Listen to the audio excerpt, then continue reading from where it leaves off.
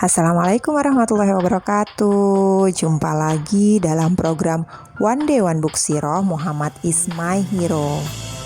Hari ini kita akan membaca buku jilid terakhir dari buku Muhammad is My Hero, yaitu buku ke-17 yang berjudul Ketika Bumi dan Langit Berduka.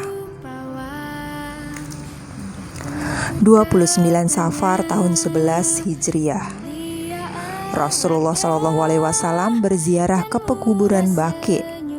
Saat perjalanan pulang, beliau sakit kepala dan demam tinggi hingga para sahabat bisa merasakan panas dari penutup kepala beliau. Meski demikian, Rasulullah SAW tetap sholat berjamaah di masjid, kecuali 2 atau 3 hari terakhir sebelum beliau wafat. Sakit Rasulullah SAW semakin menggelisahkan para sahabat. Dalam hati mereka timbul perasaan tidak rela ditinggalkan manusia paling mereka cintai, melebihi cinta mereka pada diri mereka sendiri. 5 hari sebelum wafat, suhu tubuh Rasulullah SAW terus meninggi hingga beliau pingsan.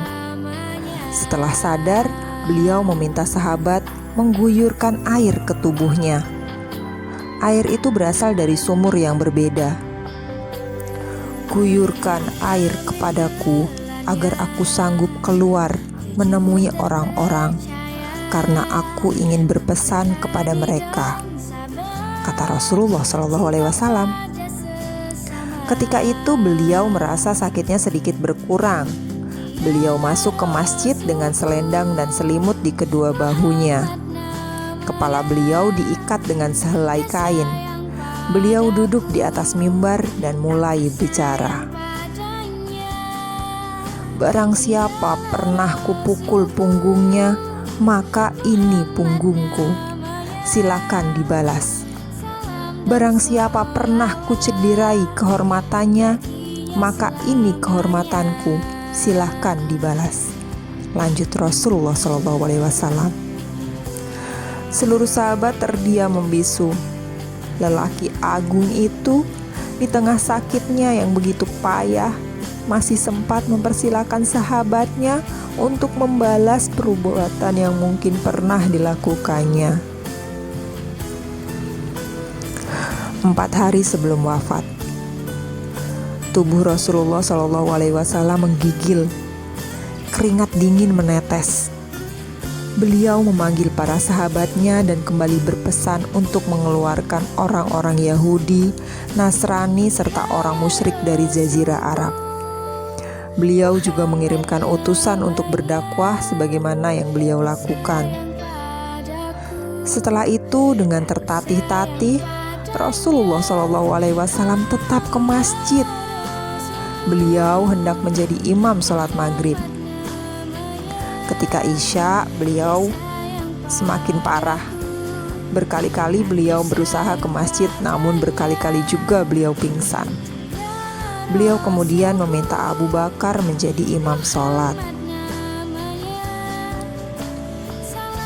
2 hari sebelum wafat, hari Sabtu dan Ahad itu rasa sakit Rasulullah SAW berkurang. Para sahabat begitu bahagia ketika melihat Rasulullah SAW dipapah menuju masjid. Abu Bakar tetap menjadi imam sholat. Rasulullah SAW pun sholat sambil duduk. Sehari sebelum wafat, Rasulullah SAW memerdekakan para budak dan menyedekahkan seluruh harta yang masih tersisa. Hari terakhir,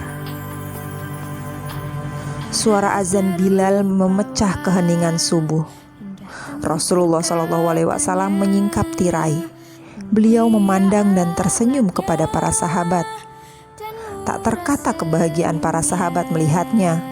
Mereka mengira Rasulullah SAW mulai sehat. Akan tetapi, ternyata itu adalah pandangan dan senyuman perpisahan. Karena tak ada lagi sholat Rasulullah SAW setelah itu. Ketika duha, Rasulullah SAW memanggil putrinya Fatimah. Beliau membisikkan sesuatu kepadanya. Fatimah menangis. Kemudian Rasulullah SAW membisikinya lagi. Fatimah pun tersenyum. Fatimah ditanya mengapa dia menangis dan tersenyum. Fatimah menjawab, Rasulullah membisikiku bahwa beliau akan wafat, maka aku menangis.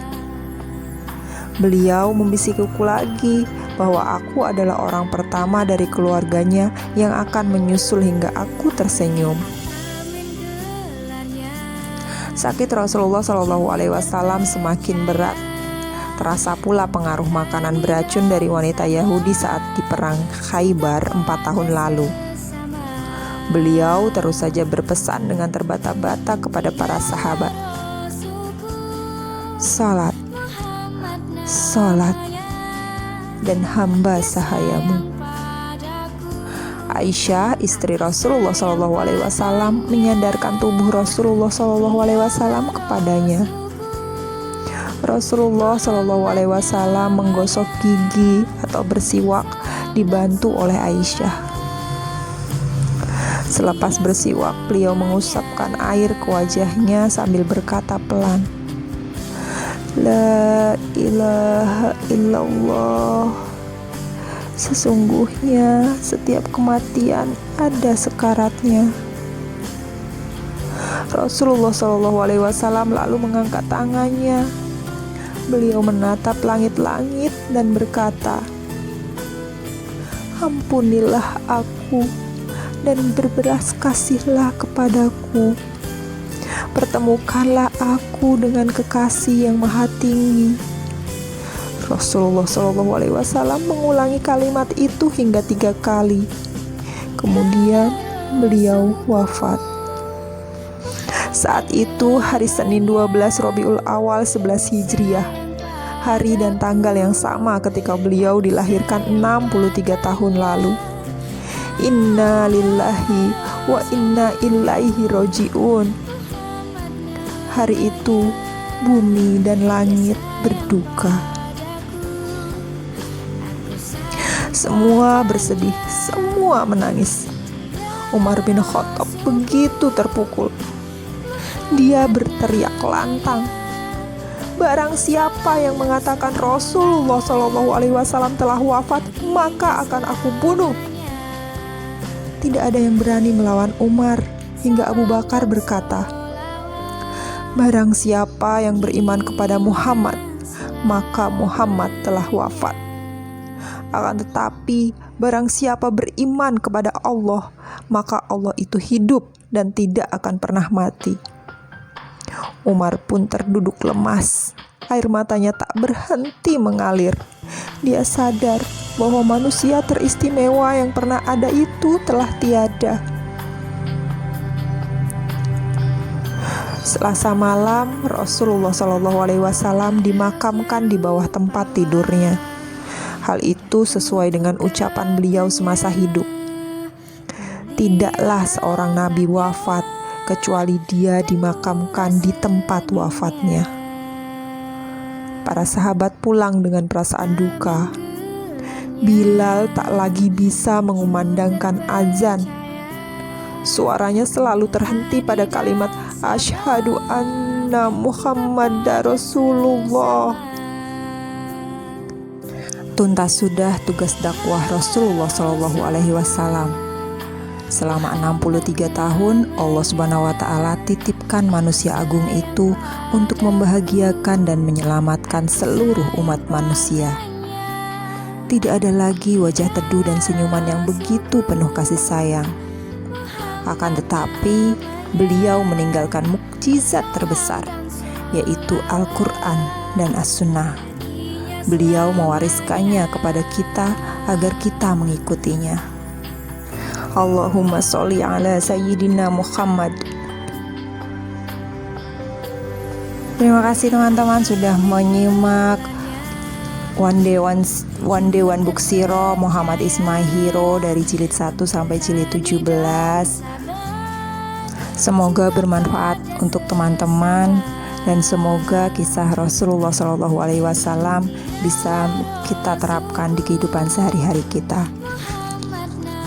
Mohon maaf apabila banyak kekurangan, dan sekali lagi terima kasih. Wassalamualaikum warahmatullahi wabarakatuh.